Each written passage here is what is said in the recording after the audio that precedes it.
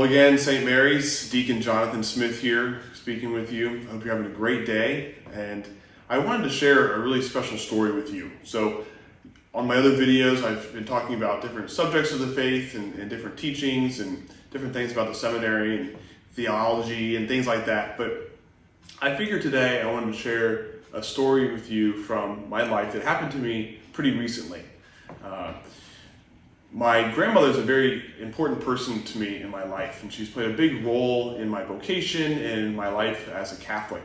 And one of my earliest memories with being with my grandma was when I was a kid, and I would go over to her house. I grew up only a couple of houses down the street from her, and I'd spend the night, and it was a huge treat for me to be able to spend the night at my grandparents' house.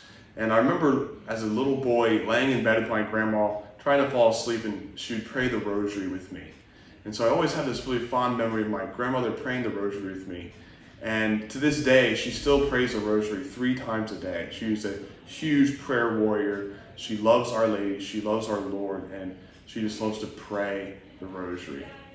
And so when I was 13 years old, my grandmother took me and my cousin over to Europe, and we were able to go to Rome, and we were able to see Pope St. John Paul II in person.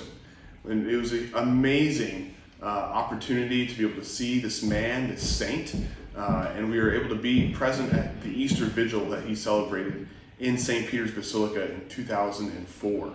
And it was a moment that I'll never forget. And it was certainly so inspiring for me to see the Pope, and who would later become a saint. And I think would really kind of play a role in my vocation later on down the road. And what an amazing opportunity for this teenager me to go over and see and experience the beauty of our church in Rome and to see the universal church. My idea of the church was so limited to just being in my parish growing up, but to see people from all over the world coming together to celebrate Easter was really fascinating. So fast forward a few years later, I'm in seminary. This has just happened about a few months ago, several months ago now. My classmates and I decided that we would take a class pilgrimage to Rome, to Italy, to visit, especially to go to Milan, to visit and pray at the tomb of St. Charles Borromeo, who is the patron saint of our seminary, to go to Assisi for a little bit of a retreat there, and then to go on to Rome to visit the beautiful churches, the basilicas that are in Rome, and to be able to have an opportunity to see the Pope. And so my classmates and I were planning this trip, and it came known that the dates of the trip that everyone, that was going to work for everyone, was over our Christmas break. And but there was an important date in the middle of that trip that it was going to be really hard for me to make that decision to go on the trip, to justify it. And that is my grandmother's 100th birthday. She was turning 100 years old on January the 8th. And our trip, we were going to leave on January the 2nd, I think it was, and come back about a week and a half later. And so it was really kind of tearing me up inside. Well, do I go on this trip with my classmates to Rome, or do I stay back and I celebrate my grandmother's 100th birthday? And I remember speaking with my grandmother about it and saying I had this great opportunity to go to Rome with my classmates, and I just don't know what I should do. And she, who was she was a very avid traveler, and she certainly gave me the travel bug when I was a young age. She said to go to Rome and to pray for her. And she said that the only thing that she wanted me to bring back for her was a pearl rosary. Right? That's the only thing she wanted, was a pearl rosary. She had a great devotion to the rosary, like I said, so all she wanted was a pearl rosary. So a few months later, January comes, and my classmates and I, we get on our plane and we fly to Milan, and we have one great night in Milan, and we're able to see the Duomo, the cathedral there is absolutely beautiful. We were walking around, it's right after Christmas, so all the Christmas decorations are still up. We were able to have Mass and pray at the tomb of St. Charles Borromeo. It was a tremendous gift to be able to pray for all of our seminarians, our brother seminarians in the community. We took the train down to Assisi, and we were able to spend 2 nights in Assisi. And if you've ever been there before, it is just such a peaceful, calming town in Italy. And we were able to pray at the tomb of St. Francis of Assisi and to pray at the tomb of St. Clare. Tremendous gifts to be surrounded by all these saints. Then we took the train down to Rome, and we spent the next several days in Rome. And one of the great highlights of our trip to Rome, and any trip to Rome, is to be able to go into the grottos of St. Peter's Basilica, and underneath the basilica there are actually other chapels down there. Some people don't know that. But there's one chapel in particular that's really special, and that's the Clementine Chapel. And on the altar, right in front of the altar of this chapel, are the actual bones of St. Peter himself. These were discovered years ago. It was always known in tradition that the bones of St. Peter were beneath the high altar of St. Peter's Basilica, but it was only in the last several decades where the bones were actually discovered and authenticated as the authentic bones of Peter himself. And so we were able to have Mass at the tomb of St. Peter, directly below the altar of St. Peter's, where Pope Francis and all the popes of the past have celebrated Mass. So what amazing connection as the successor of St. Peter, the Vicar of Christ, to be able to say Mass literally on top of the tomb of St. Peter himself. So this morning we had Mass at the tomb of St. Peter, and then we made our way through St. Peter's Basilica. We were able to look around a little bit, and we had to walk back outside, and we had a special audience with Pope Francis. And usually you see these audiences outside in St. Peter's Square with thousands of people outside, and the Pope appears at his window, and he gives an address and gives a blessing. But because this was in January, a lot of these audiences are held indoors. And so there's a special audience hall, which again holds thousands of people inside, where this audience was taking place. And so we had to reserve tickets several months in advance. We had Archbishop Chaput, who was the Archbishop at the time, write a letter to Rome and asked them for tickets for the seminarians who would be coming from the seminary. And so we got a letter back saying that we would have tickets when we arrived. And so when we arrived at the gates to pick up our tickets, they gave us these tickets that said that we had priority seating. And we said, oh, well, that's great. We don't know what that means, but we have priority seating. And so as we walked in and we showed the Swiss guards our tickets, while everyone else was being directed to one area, we were being directed to a different area.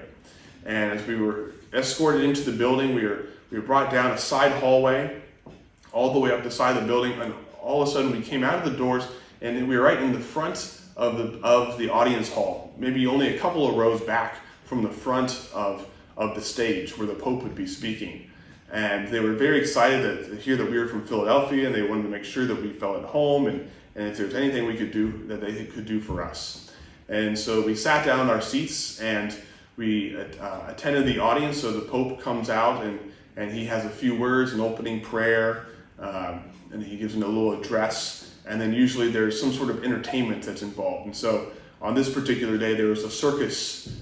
Some acrobats were there, and they came and they did some juggling and they did some different flips and things like that as a little bit of an entertainment for the audience and for the Pope. And so at the end, the Holy Father gave everyone a final blessing and blessed any religious articles that we had. So I made sure to bring all my rosaries and crucifixes and things that I had bought for family and friends with me to be blessed by the Holy Father. And at the end, one of the security guards who led us into the front of the audience hall came up to us and said, "Come up to the front for your picture." And we were kind of surprised. We weren't expecting to get a picture. We thought we just had priority seating.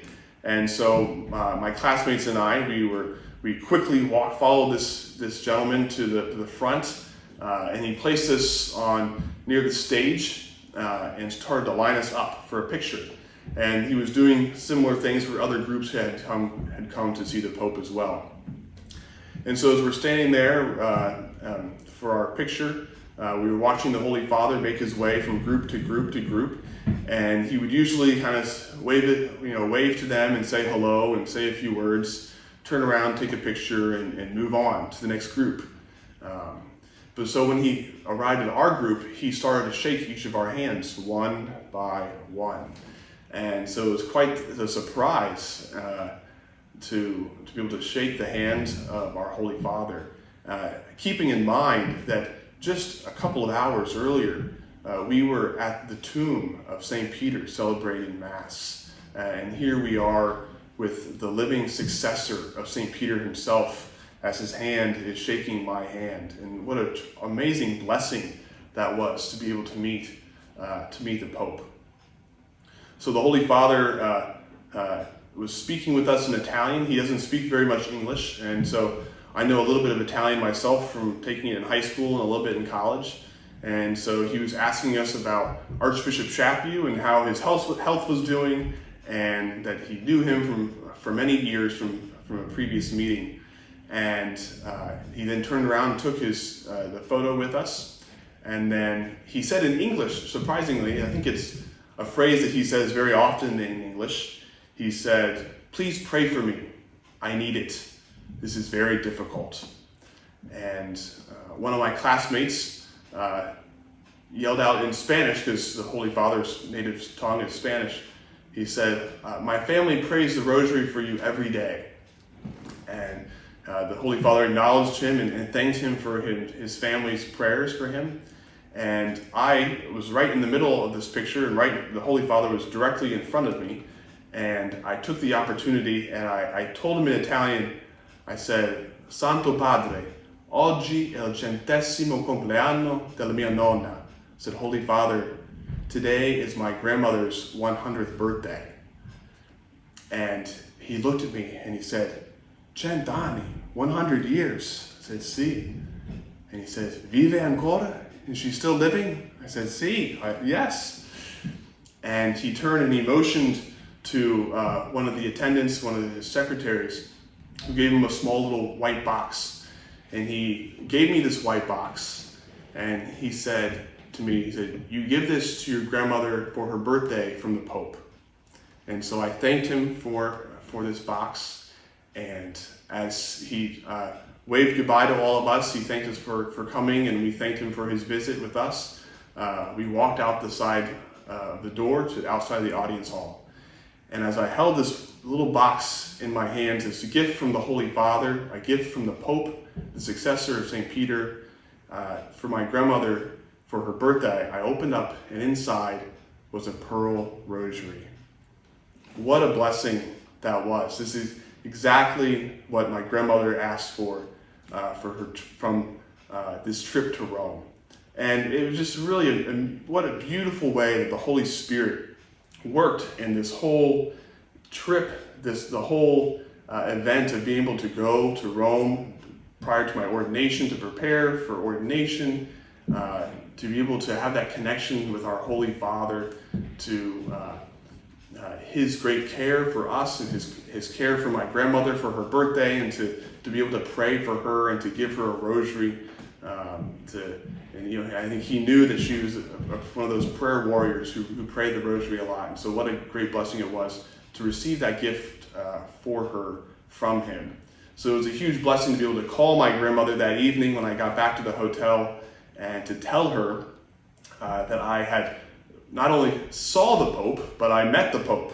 And her great squeals of excitement, who came on the other line of the phone, really made me excited to then tell her that I told the Holy Father that it was her birthday today, and that he then gave her a pearl rosary as a gift, a personal gift from the Pope.